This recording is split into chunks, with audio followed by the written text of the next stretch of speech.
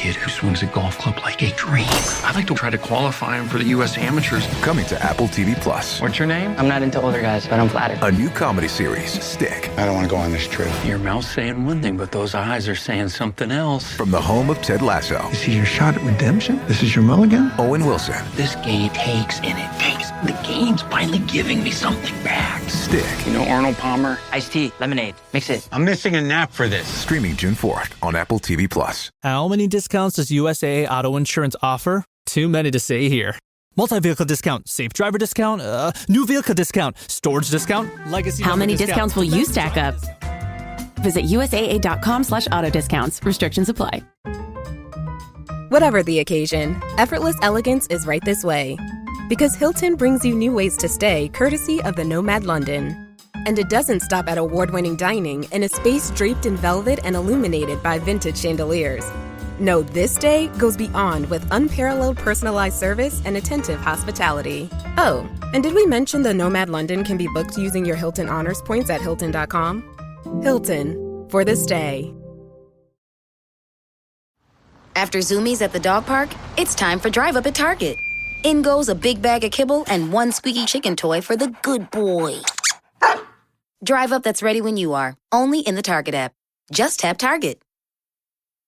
The new McCrispy Strip is here. Dip approved by ketchup, tangy barbecue, honey mustard, Sprite, McFlurry, Big Mac sauce, double dipped in buffalo and ranch, more ranch, and creamy chili McCrispy Strip Dip. Now at McDonald's. Ba-da-ba-ba-ba. And the Eagles are going to win the Super Bowl.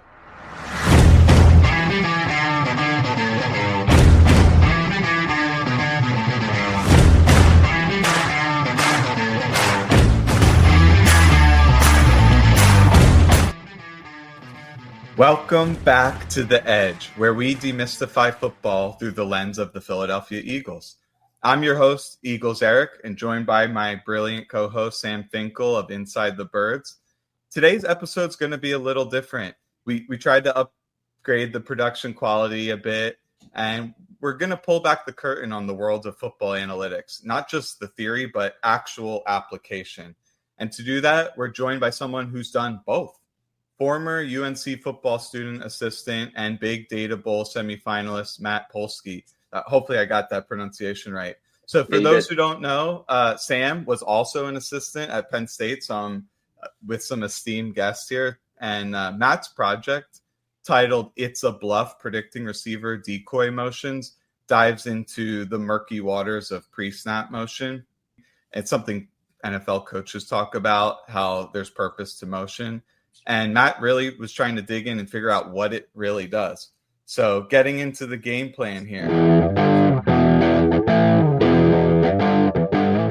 Matt, before we dig into the model, I want to start somewhere that's maybe a little unexpected. You've been on the sidelines and now you're behind the computer. Someone may call you a keyboard warrior. What was the biggest change, transitioning from coaching to analytics? Was there anything that didn't go the way you thought it might?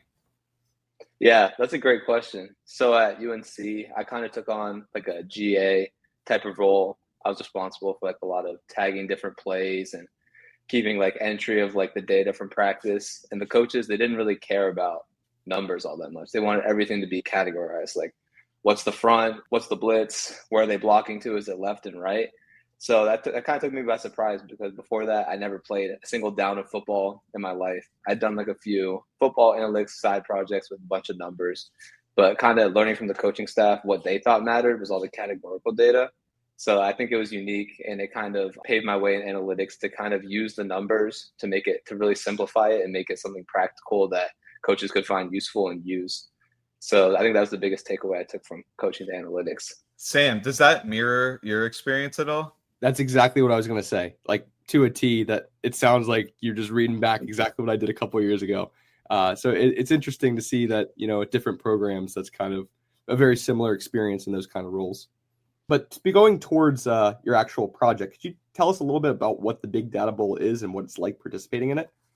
Yeah, so the Big Data Bowl is just an open public competition that the NFL has hosted for, I think, the last 4 or 5 years with like a $100,000 prize pool. And they provide different types of data, specifically tracking data, which is basically frame by frame of every game. This year was the 2022 season, weeks 1 through 8. They basically give everybody the same prompt or question.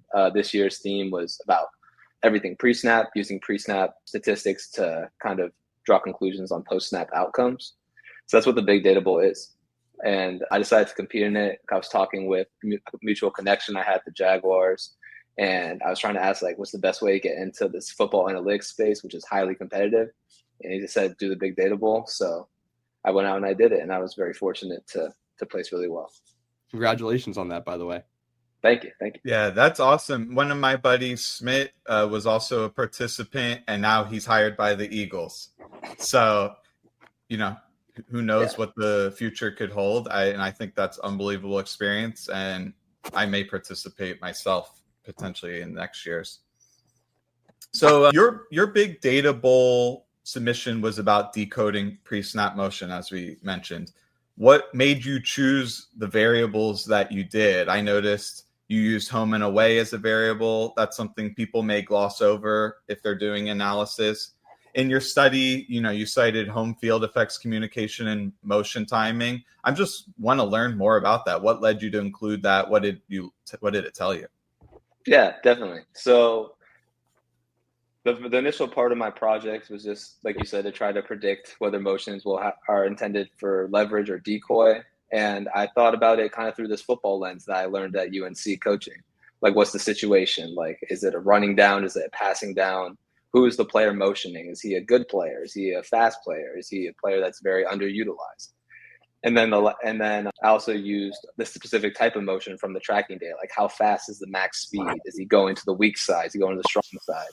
That kind of stuff. So under situation, I wanted to think of a few things. Obviously, this is the down, the distance, all that stuff. But something that I unfortunately have watched as a Miami Dolphins fan is the team get absolutely obliterated and on pre-snap penalties on the road, because it's really hard. Like, motion is a very new thing. I think there's been a lot more motions every year since like 2022, like Kyle Shanahan. And it's confusing stuff. Like, you're trying to get the snap off, you're trying to time the motion. So I just initially hypothesized that, hey, maybe teams kind of notice that and say, let's not run as many decoy motions. Let's only motion if we really need to, if on the road. Whereas at home, they can try a bunch of different stuff because it'll be quiet when they're on offense. And I didn't think that it would have as big of an effect as like the down and distance, because obviously the situational stuff is very important. But in the model, if you ran, there's a decoy prediction tool that you can find on the paper. But if you plug it in, it shows that my hypothesis holds like mostly true. Like, on the road, the odds of it being a decoy motion are a little bit lower each time. So I thought it turned out with good results. That's really cool. A little self plug. I wrote an article about offensive coordinators called Architects of Deception, and I put McDaniel in the Motion Masters section. So if you guys are interested, you can check that out on Medium or find it on my Twitter. But I didn't know you were a Dolphins fan, so that's interesting to hear that there's differences in its efficacy depending, even it could be even like you go to Arrowhead or Link, it might be even disproportionately affected. I wonder if you did that like granular analysis, what would show up. Yeah, definitely. I was thinking about that, but it was just a lot of steps. But yeah, not all home fields are made the same. Definitely. Right. And how'd you factor rookies into utilization? Obviously not having like a previous NFL season to analyze. Yeah, this was kind of a hard part of this. I decided just to simplify it down and just leave them as underutilized, because rookie receiver coming in, you don't know. This is kind of like a flaw of the paper, is that I didn't have the time to really go through every player and grade them. Like, obviously Malik Neighbors for a rookie this year, this would be a very heavily utilized player. Whereas, I don't know, like a Malik Washington on the Dolphins, like he wouldn't be a very. So I just thought it would average out to most rookies don't get a lot of action. So it was a little flaw in the paper, but I think it worked out all right. What I think is kind of fascinating when you're talking about the Dolphins too, is especially with McDaniel, like we were talking about, is their emphasis on the cheat motion. And I wonder if that was a big emphasis of why the NFL was looking for this kind of data and had that kind of prompt. Do you think that that's kind of the case, or do you think it was kind of, coincidental? I think it might have just been coincidental. I know motioning is a huge part, but a lot of people did their papers on different stuff, like how the defensive adjusted pre-front. I think Smith wrote his on like detecting man zone. So there's a ton of different ways you could go with this, but motion really intrigued me. The cheat motion really intrigued me to start off in like 2022 when he came. So Yeah. Out of curiosity, was there any others that you like contemplated, or you were like, I know what I want to do right away? I knew what I wanted to do right away because Okay. I've been frustrated with the motions, how it worked so well sometimes, and then other times just looked like the defense just knew what they were doing. So like I'm just going to just go hands on and just try to dive into this problem. One challenge with any model is accounting for human error. And I'm talking on the field, bad routes, busted coverages, misreads by the quarterback. How'd you wrestle with that fallibility in your model? No, definitely. That was like the biggest problem I faced with my model because I was using play outcomes not by watching film, but just by using just the stats. So for a run play, I just said that all wide receiver motions were decoys, which obviously doesn't hold true all the time. But my thought process is like, you got a receiver in motion, defense is looking at him, he's probably going to try to be in the progression. So if it's a run, he wouldn't be in the progression. And then for the pass plays, I used an expected distance formula to see if the receiver was part of like a primary progression. And obviously that cannot hold true sometimes because we don't know the actual intent of the play. There could be an alert.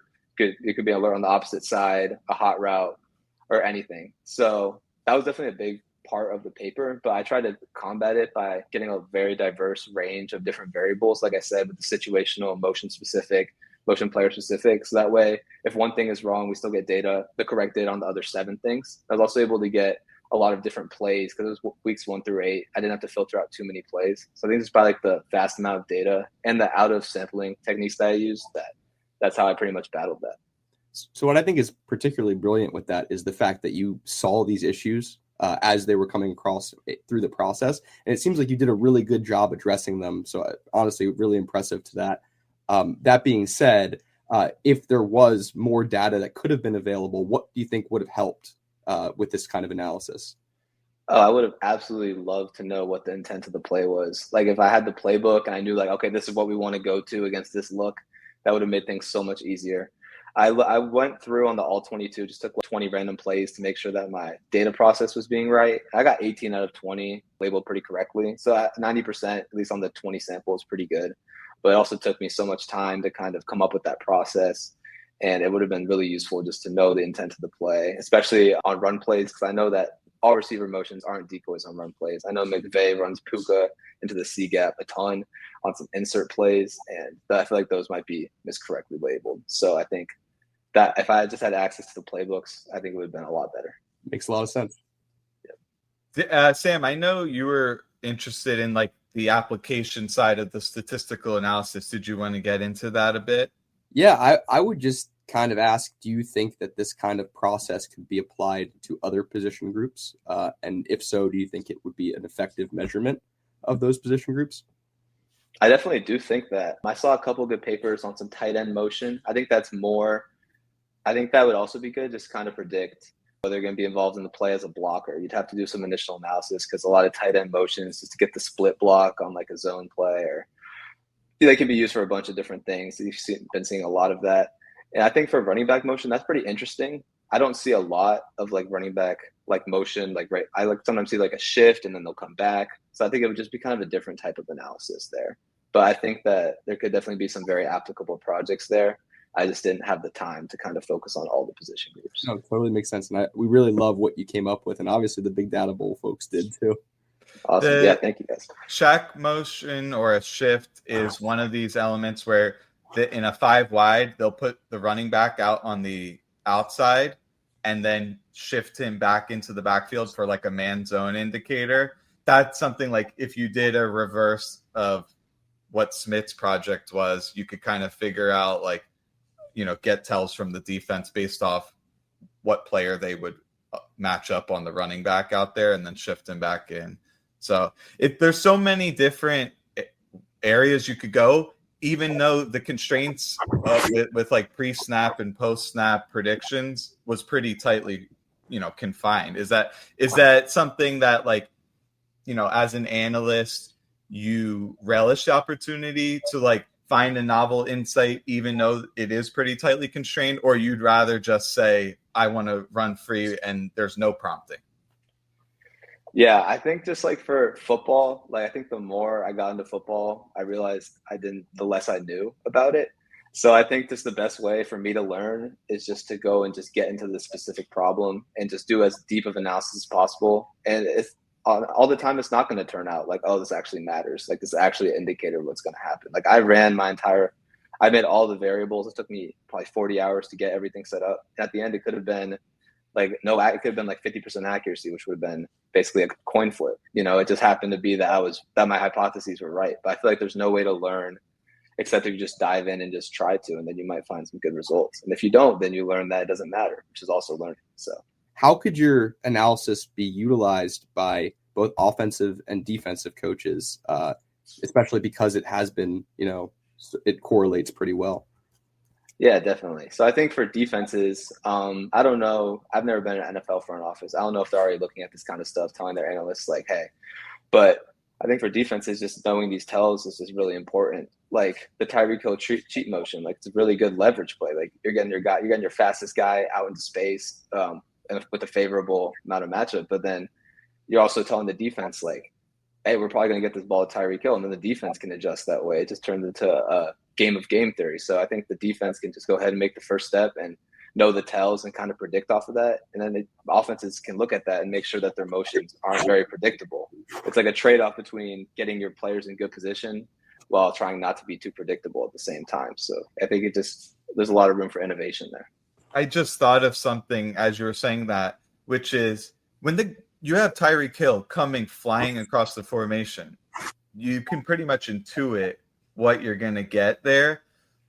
Do you think we're going to see an evolution where maybe they start out fast and then they slow down, or vice versa, start off slow and then turn it into a cheat motion? Maybe they're already running that and I haven't seen it. I haven't seen anything like that, but that sounds really cool. Personally, I think that would be very useful because then you can kind of get your pre-snap tells and get the defense thinking one thing and then switch it up. That would kind of be like a next step of like if the defenses are really analyzing these tells and adjusting to them to kind of mess with them and run some different types of stuff. Absolutely. As someone who's been on the sidelines, you've seen the game from the inside, and we touched on this a little bit earlier, but did that change the way that you interpreted the data now getting onto that side of things? Do you think being on the staff gave you an edge in understanding what really matters potentially versus other people who haven't had that experience? Yeah, I think it definitely is really important to kind of learn football through both lenses because numbers obviously matter, but like if you're just using numbers, you're not understanding the game. I think the best fusion is just like the film analysis combined with the numbers so you kind of explain it and make it interpretable. Like when I was just doing the numbers, I didn't have any interpretation. And that on the coaching staff, football is pretty behind on analytics. I would try to explain like, oh, we should probably get some numbers here. And they're like, we don't have any analysts. So, it's just a little bit different. But I think the combination is just the best way to really get everything. And I'm really fortunate to have good experience in both of those. You've worked hands-on with tracking data now. It's pretty cool that they make this available. Otherwise, it's pretty much proprietary data that they don't let anyone have access to. In your experience, which position is most predictive when trying to ID run versus pass, or are there positions that are total noise? Yeah, I thought so when predicting run versus pass, I initially created a little model for this, just a simple linear model. It's kind of explain like the situational stuff. So I didn't use any like positions, any motions or anything. And I just used like the personnel, offensive personnel, down and distance, score differential. Like there's some downs, like, they're going to run or, they're going to pass. Like Eagles get the ball on the 1 yard line. What's going to happen. There's no surprise to it. So I think a lot of these can just be explained by kind of with the situational stuff. But there are these like ambiguous downs, like maybe like a 3rd and 3 or a 1st and 10, where it is kind of like 50-50. And that's where I found it kind of hard to predict. So I think looking at the different positions there, like the different motioning, any tells you can get pre-snap is definitely worth looking into. I think like if they're just standing still, like a tight end, it's not much to take from it, unless if you want to look at the personnel, like, oh, there's 2 tight ends on the field, that could tell you something. But I think the motion, any motion, it's a great tell and of the run pass and should be looked more into. Yeah, I previously I was in basketball analytics. and we could see that 3-point revolution issuing the mid-range coming from a mile away. And I wonder if we see something similar with motions and shifts. I guess my question is, if you were an offensive coordinator, what percentage of plays, let's call them standard plays, not situational with like red zone or short yardage, standard plays, 1st and 10, would you use motion? I think it really depends. You got to have the right personnel for it. If I have a bunch of slow receivers, I don't know if I would do it, or if my team really struggled with communication. Like a pre-snap penalty on 1st and 10 is just an absolute drive killer. So there's obviously like the pros and the cons to it. You got to weigh both sides. And I would just, as an analyst, I would try to get as much data as possible, like of a team that's similar to mine, or even just like practice. Like if we're running these plays against the first team defense and these motions, is there a lot better results with a motion than without one? And it's just worth evaluating at that point. But I really like it for fast receivers. I like it for tight ends that really like to get out into space and block. And if run well, I mean, it's really effective. We've seen that with the Rams, 49ers, 2022 Dolphins, you know. So I think, yeah, but like some teams like the Eagles who just have such a powerful running game, you just don't want to get behind the sticks on 1st and 10. So if you can basically gain 5 yards of play without having emotion, there's, you know, you don't fix what isn't broken. And sometimes these motions can trigger coverage checks. So one of the things I studied last year is if you snap a guy as he's directly behind another guy, some of these coverage mechanisms, it may be first in, first out, or I'm going to play the new number 1, new number 2. But when they snap as this guy's flying a guy, it becomes completely ambiguous who your responsibility is. And it ultimately what happens is it simplifies what the defense can do. They may only have 2 or 3 answers to that type of motion. Is that something that you think is effective, underutilized? Did you have any thoughts in general? Yeah, I actually, to your point, I read a really good paper. I think that was also Semifinalist about snap timing and how that is like a really important part of it, and how only like really good offenses and quarterbacks can really execute some good snap timing. And it's really important stuff. I think, yeah, like the snap timing definitely matters. If you can get it where the guy's directly behind you, the defense has no idea what to do. That's a great point. Yeah. And so there's definitely more research to be done on that too. But I thought that was super interesting to look into. All right. Now we're going to get into our 2-minute drill. Okay. All right. Sam's going to kick us off. We got 2 quick hitting questions for you. Now, candidly, guys, peek behind the curtains. We sent Matt the questions ahead of time, obviously, so he can prepare, but we have 2 that we didn't. So we don't know where these are going to go. You ready? Yeah, let's do it. All right. What's the biggest misconception in football analytics? I think just kind of like I spoke on before, like some people would just take like these advanced stats with no context and just use it to argue why one guy is better than the next.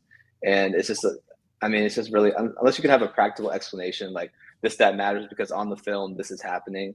It just really doesn't matter all that much. And you can't just combine a bunch of different advanced stats for a solution. Football is so complex. There's so many factors, the coaching, different quarterback play. It's just so many different games within the game. And I think just trying to explain it with a bunch of numbers is just not a good way to go about it. So I think that's the biggest. Love that answer.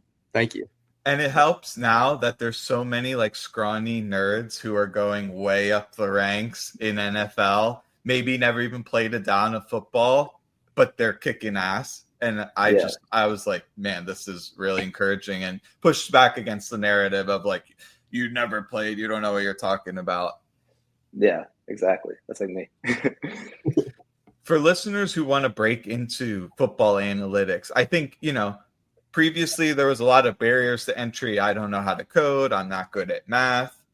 Whether they're coders, coaches, or just fans who want to learn more, what's the best piece of advice you'd give them? Yeah, my best piece of advice would really just try to do the big data bowl, because you can never know what happens. And it's so intimidating at first. Like it's like billions of rows of data that you have no idea what means anything. But I think like even if you don't finish the project, just getting hands-on with that and just trying to fight through it, maybe looking up some tools along the way and trying to really tackle a very niche problem that you're kind of interested about. I think it helped me a ton with both my coding skills and understanding football and posting the results online. You can get a lot of different feedback from different people in the community. I know on X, there's a lot. I mean, I just think anywhere just getting something out there is really good. And there's some publicly available data. In R, you can use the NFL Fast R package for kind of some easier data sets. But the tracking data is really good because you can kind of understand why the outcomes happened rather than just having the outcomes of the play. So that would be my recommendation, and reach out for help. And it's a good community. So that would be my advice. So if people do want to reach out or hear more from your, future content, if you plan on doing more research like this, where can they find you? Oh yeah, they can follow me on X or just DM me. It's just at Polsky Matt, and then I'm on LinkedIn too. In the corporate world, so on LinkedIn's good for me too. But yeah, super excited to connect with some people who are hopefully listening to this and super passionate about football analytics. So yeah, thank you guys so much for having me. Thank you so much for coming. I mean, you're obviously very brilliant, and we really appreciate your insights. Thank you. Really appreciate you guys. Thanks. Take care. Awesome. So what a great interview. To my knowledge, he doesn't have a lot of experience like talking about football in front of people. So I think he absolutely killed it, and we're going to hear more from him in the future. What do you think? Absolutely. Yeah, I loved hearing from him. I'm excited to see where his future goes, and I think it's very bright. This is Bird Talk, a new segment, our weekly spotlight on a key figure inside the Eagles organization. It could be a coach, player, executive, anyone. Today, I want to shout out Vic Fangio. This is a guy who spent over 3 decades in the NFL before finally winning a Super Bowl. After talking to some people familiar with the coaching staff, I've heard Fangio's defensive installs are actually simple. A lot of people, I think, frame it as this like crazy, complex mastermind playbook, and I don't necessarily agree with that. You won't find a million exotic looks or wild new age concepts in there. Now, he does have a few, like being like having the weak safety against a 3-by-1 pick up any vertical from the number 3 so the middle linebacker doesn't carry him vertical. He uses that more than anyone. But to me, it's really the attention to detail, the technique that separates him. And that's on the field, on the grass. He's out there being like, no, you need to play your leverage like this. No, you need to have this foot forward, etc. I'm talking about spacing, timing. Defense is a coordinated dance, especially in this match, carry, deliver style coverage where you're picking up a guy as they come into your area, but potentially you're passing him off to a teammate. So that's where continuity comes in. That's where communication comes in. And you look at his disciples, they've copied the structure. They've got the playbook. It's quarters, split safety shells, sim pressures, spin guys down after the snap. But to me, where it falls apart is the fine teaching points on the field. And that's really the difference. It's not about the play call. I looked at charted play calls for the entire season. It's like cover 3, cover 9, cover 1, tricks adjustment, take away Zeus, take away the stud receiver. It's not like insane, exotic Mike Zimmer blitzes or Todd Bowles. So, in Philly, when you are able to pair that with players who are receptive, athletic, smart, good, and are good at communicating with each other, it pays off. Fangio takes that talent, gets everyone aligned, and turns what I think would have been a pretty good defense into one of the best we've seen in decades. And that's not through scheme alone, but really through detail. So just wanted to give a shout out to Vic. So any comments before you get into your bird talk, guy? I really loved how you described Fangio. And the only thing that I would add is that he has answers for everything. And one of the things that I learned when I was in coaching and one of the things that Penn State and James Franklin, like a big philosophy, is you do your thinking beforehand. And I think that's something that Fangio does really well. It seems like they have answers to everything that have already been practiced thoroughly, and they have their answers already, in their head. So it's just muscle memory at that point. All the thinking is done in the classroom, and the best coaches are able to do that. And I think that just your whole point that just complements what you were saying, truthfully.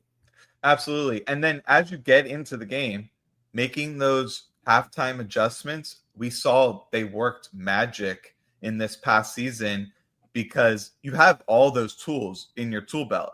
You see what the offense how they're trying to attack you, and then you're ready to deploy these various tools. And in the second half, I mean, they shut down a lot of good offenses. So I think that's a great point. So I'm curious to hear who's your bird talk guy. Well, you don't have to look too far on the coaching staff. I'm going to go the opposite side of the ball. Somebody that is a little bit of an unknown for the Eagles coaching staff, even though he's been there for a while. I'm going to go Kevin Patullo, offensive coordinator. And what's interesting about him, again, is that he is a little bit unknown because he hasn't really had a role really like this ever. And what's interesting about that is he's crucial to the Eagles' fate in 2025. And their offense is going to be judged pretty harshly because of the expectations that were created after winning a Super Bowl. Patullo is interesting. He's a Jersey native. He was a former quarterback and receiver for the University of South Florida. After an injury, he began his coaching career. He started also at South Florida in 2003. He's been coaching for over 2 decades now, including several stints in college and the NFL, including the Colts with Nick Sirianni. He has continued to build trust with Sirianni, but also presumably Hurts. Patullo held the role of pass game coordinator from 2021 to 2022 and was promoted with that same role also to associate head coach from 2023 to 2024. Following Kellen Moore leaving, he obviously got promoted. And he's really has seen the good and the bad with the Eagles. He's seen what has worked, what hasn't worked. And honestly, that's what's going to be really interesting. Is he going to be able to continue and carry over that success? Is he going to keep some of the plays the same? Obviously. Is he going to be able to make those crucial play calls and crucial moments? That is to be seen. In his most recent press conference, he was asked how different the offense will be. And I just loved his answer. And maybe it's a little bit of coach speak, and maybe it's just the coaching, side of me. But I love his sentiment about, elevating player strengths and trying to mitigate weaknesses and putting the players in positions to be successful. But I really think his key contribution comes down to continuity, organizational understanding, and as well as familiarity with the players and what makes them, great. So that's the guy I'd highlight. And I'm optimistic for the Eagles offense, even with this massive change. Yeah, I'm really interested to see what he's going to do. I don't think it's going to be anything groundbreaking, as he alluded to in his press conference. It's new wrinkles. It's catering to the players. Obviously, we've heard this hubbub about it's Jalen's offense, which to me, I interpret it as they're going to cater the playbook to what their quarterback does best. Okay. Isn't that what you should certainly do? See, you say that, but that's not always the case, right? I mean, there are I could think of a head coach in Philly not too long ago that his whole thing was, this is my system, you're going to play my system.